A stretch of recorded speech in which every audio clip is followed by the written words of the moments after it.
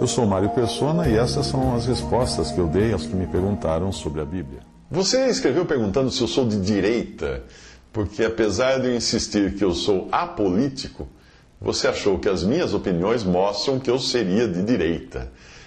Também tentou me definir como neoliberal, e eu vou dizer a verdade, eu nunca nem procurei saber o que é um neoliberal ou o que ele pensa. Estou sendo sincero para você, entendo muito pouco de política. Alguns já disseram que eu sou parecido com o FHC, mas a FHC não era simpatizante do socialismo, não era de esquerda ele, né? Não foi ele que se refugiou na França durante a ditadura militar no Brasil?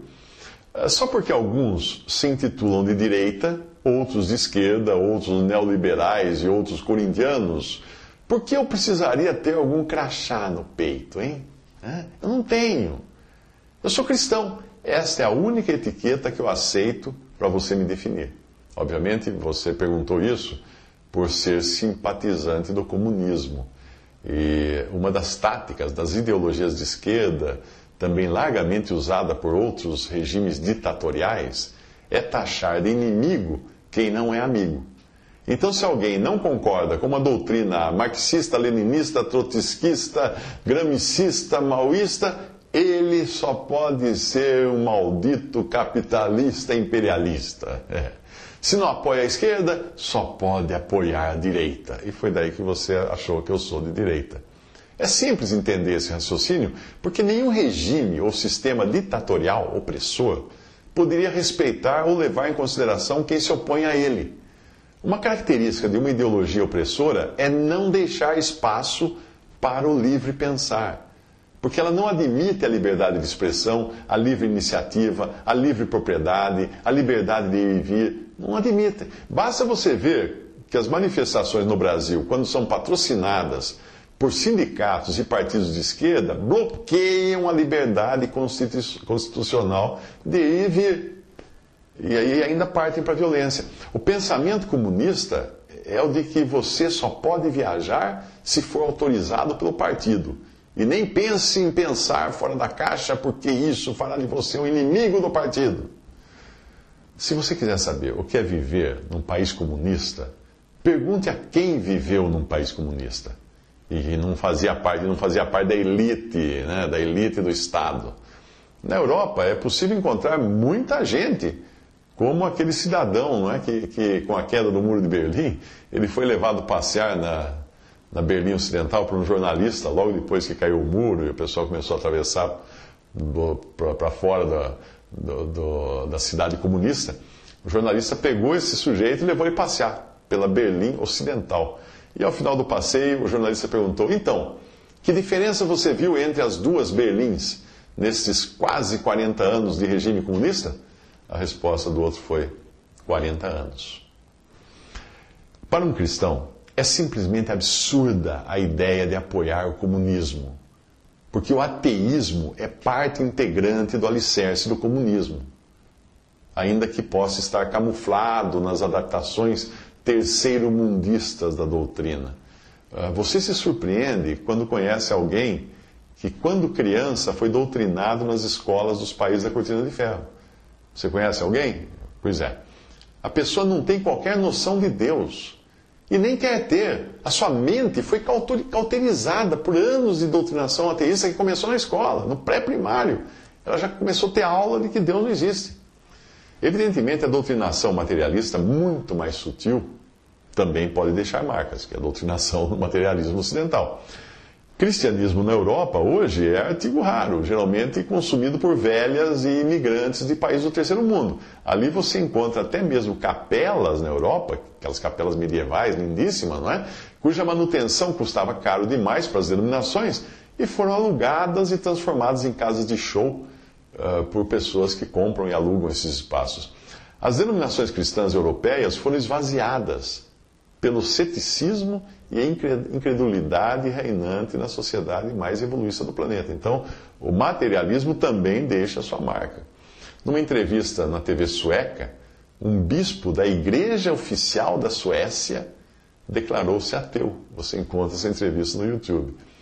Na Europa, sobraram também pouquíssimos irmãos congregados ao nome do Senhor, somente ao nome do Senhor, com os quais eu tenho comunhão. Numa conferência que eu participei, promovida pelos irmãos europeus na Bélgica, com menos de 100 pessoas, eu conversava com um irmão da Romênia.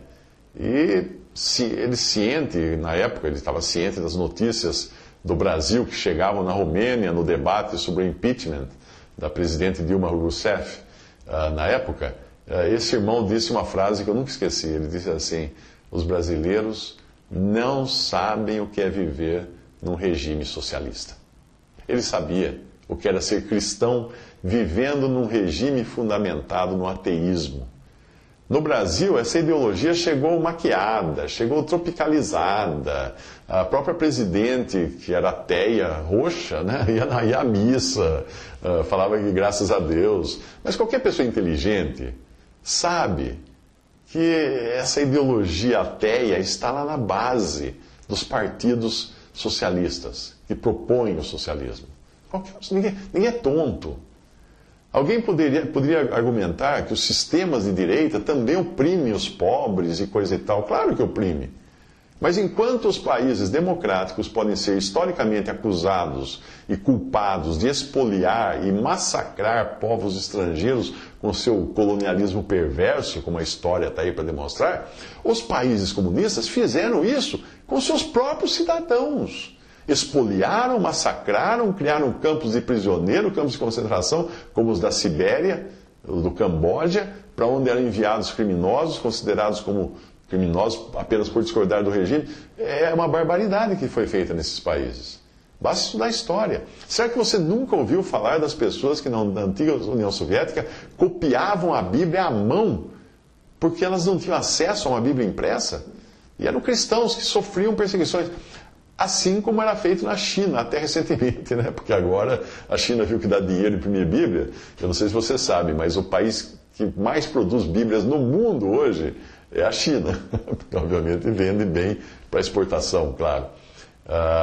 As Bíblias nesses países comunistas eram proibidas antes, ou apenas uma parcela pequena era distribuída em algumas igrejas de fachada, igrejas associadas ao partido, para fazerem parte das estatísticas oficiais de que havia liberdade de religião e de expressão e tal.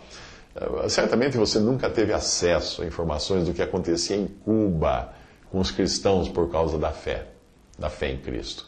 Procure saber como foi Cuba nos tempos duros de Fidel Castro. Não se trata de uma questão de ser de direita ou de esquerda, mas uma questão de bom senso. O que o partido de esquerda fez no Brasil em um passado recente foi expoliar estatais, roubar na cara dura, roubar o país com a desculpa de distribuir riqueza. O que eles não contaram foi que a riqueza seria distribuída principalmente entre os membros do partido e também com aqueles que os apoiassem.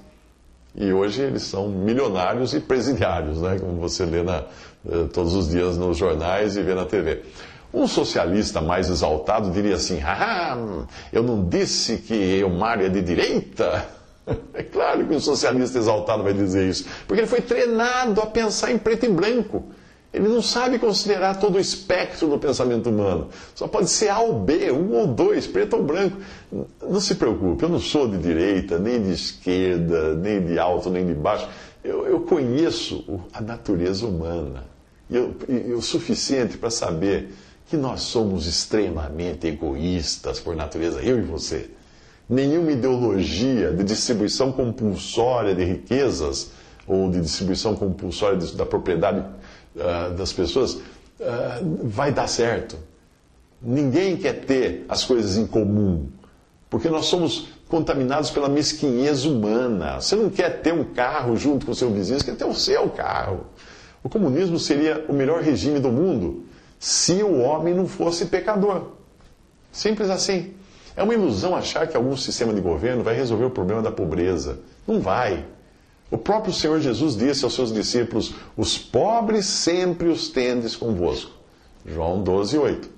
Não porque isso seja bom ter pobres o tempo todo, não. Mas porque é assim que funciona o mundo que foi entregue pelos homens de mão beijada para o seu príncipe, usurpador, que é Satanás. Sempre que existir alguma iniciativa de distribuição compulsória de riquezas, alguém terá de trabalhar para pagar o pato, para sustentar os que não trabalham. Mas não pense que eu não acredite que isso vai acabar acontecendo, né? De uns trabalharem para outros não trabalharem. Isso vai acontecer, a tendência é essa. Eu acredito que é a tendência. Porque muitos governos hoje, independente de ideologia, já estão estudando formas de solucionar os problemas da pobreza, distribuindo riqueza. O nome disso em inglês é Basic Income, ou renda básica. Pesquise na internet para saber mais sobre isso. É algo como um salário mínimo, mas que não tem nada a ver com doutrina comunista. O raciocínio é este. Presta atenção. O crescimento da substituição do trabalho humano por tecnologia vai chegar num nível, num momento, em que o mundo não poderá mais oferecer emprego para todos. Simples assim, porque as máquinas vão fazer a maior parte do trabalho. E os que têm alguma coisa, alguma posse, algum dinheiro, não querem que tudo acabe numa anarquia destrutiva. Como um dos recalcados sociais, né, que quebram aquilo que eles não conseguiram ter, mas que gostariam de possuir. Com a população aumentando e a tecnologia de informática e robótica se alastrando pelos meios produtivos, hoje já não funcionaria ter um carro de som no portão da fábrica e um sindicalista gritando para fazer os operários pararem de trabalhar. Não ia dar certo. Hoje teria que arrumar um hacker para hackear o sistema e interferir na programação dos robôs. Porque eles estão lá hoje no chão de fábrica substituindo grande parte dos operários na linha de produção. Olhe por cima dos ombros, do presente, e você verá automatizado, tudo automatizado, num futuro próximo. Olhe mais para frente um pouquinho. A previsão é que muito em breve a maior parcela da população mundial não terá o que fazer. E para que os cidadãos não façam bobagem, a solução seria pagar para eles ficarem em casa vendo HD TV. O Brasil tem algo parecido com isso, chamado Bolsa isso, Bolsa aquilo, Bolsa Família, Bolsa Desemprego, Bolsa um monte de coisa. Mas a ideia é um tipo, é mais ou menos isso aí. Mas a ideia do Basic Income não é só essa, não para aí. A ideia é como que se no Brasil todos tivessem direito a uma bolsa, não apenas os desempregados ou menos favorecidos. Porém, eu volto a repetir que o cristão que conhece o egoísmo humano sabe que o pecado fez do homem um eterno insatisfeito. Ele sempre vai querer mais, não vai funcionar. E quando alguém tenta embasar na Bíblia ideologias socialistas, só demonstra não conhecer o que a Bíblia ensina. Os cristãos realmente são exortados, mas não obrigados a dividir o que tem com quem não tem. Mas isso é feito, e quando fazem isso, eles fazem espontaneamente. Não por decreto, coerção ou qualquer outra forma compulsória. Na Bíblia, a propriedade privada é reconhecida e é honrada. Ninguém é obrigado a dar nada a ninguém. Quando Ananias e Safira quiseram se passar por caridosos, por terem vendido uma propriedade e dado apenas parte do dinheiro para ser distribuído entre os irmãos, ao dizerem que tinham dado tudo, né? Eles quiseram parecer que tinham dado, Pedro deixou muito claro que eles não tinham obrigação de entregar o que quer que fosse. E se estavam sendo castigados ali, foram castigados com a morte, não era por não terem dado tudo, mas por terem mentido ao Espírito Santo. Pedro falou assim: guardando-a, não ficava para ti a propriedade? E vendida, não estava em teu poder?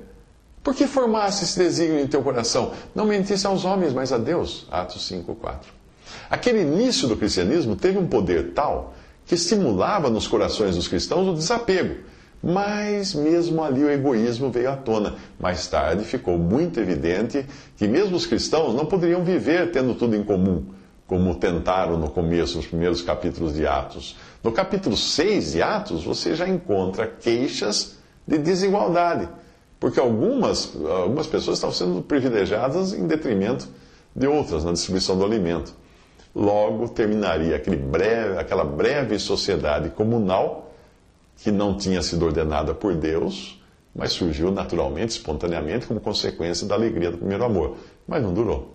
Mais tarde, ao escrever aos Coríntios, o apóstolo Paulo mostraria que a caridade era uma virtude cristã, mas devia resultar de uma decisão própria e sem constrangimento.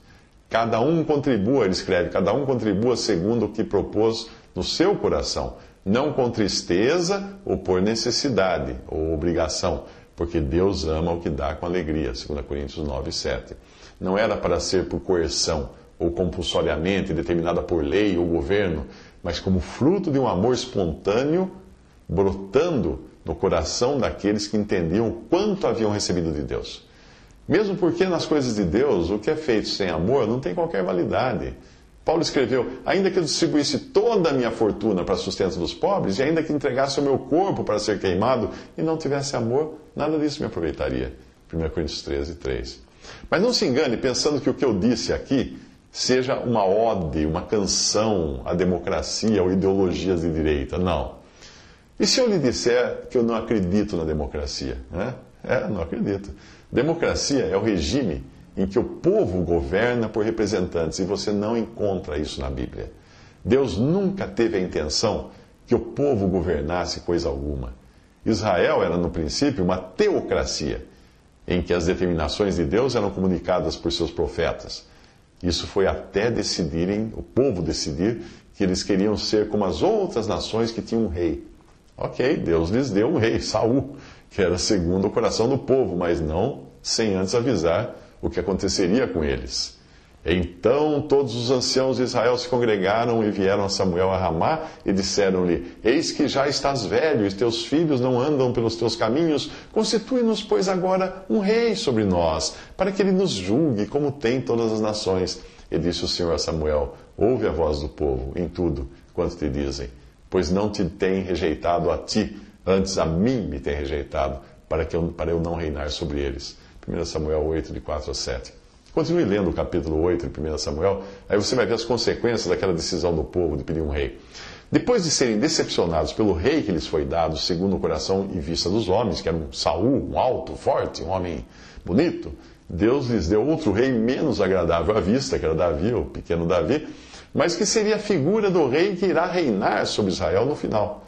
Disso nós podemos deduzir que a monarquia seria o único regime que teria o aval de Deus não só para Israel, mas para as nações gentias. Deus demonstrou isso ao eleger Nabucodonosor rei de reis. Daniel 2,37. E ele assim era uma figura de Cristo, do que Cristo será no milênio. Se você quiser saber mais sobre Deus, como Deus enxerga a democracia, repare nos pés da estátua de Daniel 7, onde o ferro do poder se mistura com o barro da humanidade e não da liga. Essa seria a última forma de governo popularizada no mundo antes de Cristo vir reinar. Isso é profético. Quanto ao cristão envolver-se em política, seja de direita, de centro, de esquerda, eu gosto sempre de recordar o convite feito por Sambalate e Gesem a Neemias. À primeira vista, eles queriam que Neemias se encontrasse com eles num determinado lugar, nos termos de Sambalate e Gesem, como se isso fosse servir de ajuda à obra de Deus. Mas o que eles queriam mesmo era atrapalhar aquela obra que incluía a reconstrução dos muros e do templo de Jerusalém. A Bíblia diz, a passagem diz: Sambalate e Gesem mandaram dizer-me, Neemias falando, né? Vem e congreguemo-nos juntamente nas aldeias, no vale de Ono. Porém, tentavam fazer-me mal. E enviei-lhes mensageiros a dizer: faço uma grande obra, de modo que não poderei descer. Por que cessaria esta obra enquanto eu a deixasse e fosse ter convosco? Neemias 6,2.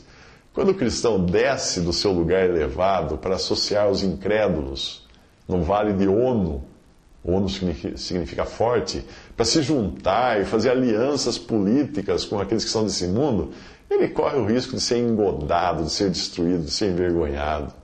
Por 4 vezes Neemias recebe o convite e recusa.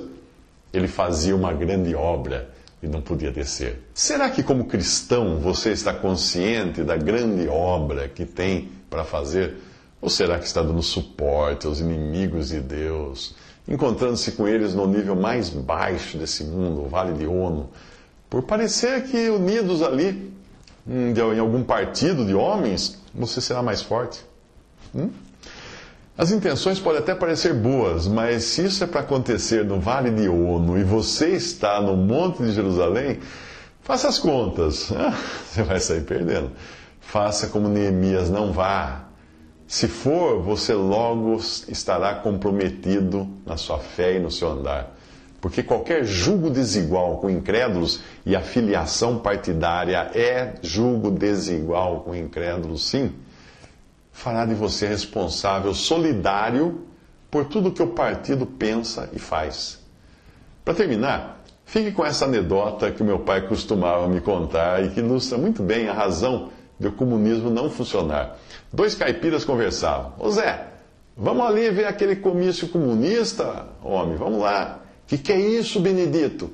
Comunismo é assim, Zé. Se você tivesse 2 casas, mas só precisasse de uma para morar, você dava a outra para um camarada seu, não dava? Oh, claro, Benedito, dava sim.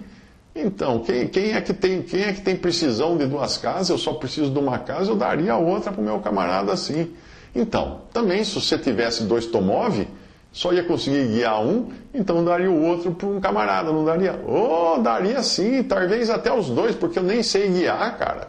Aquele negócio de câmbio, desembreia, é complicado só. Então, é assim que funciona. Se você tivesse 2 bicicletas, opa, peraí, Benedito, essa não, essa eu tenho. Visite respondi.com.br. Visite 3minutos.net.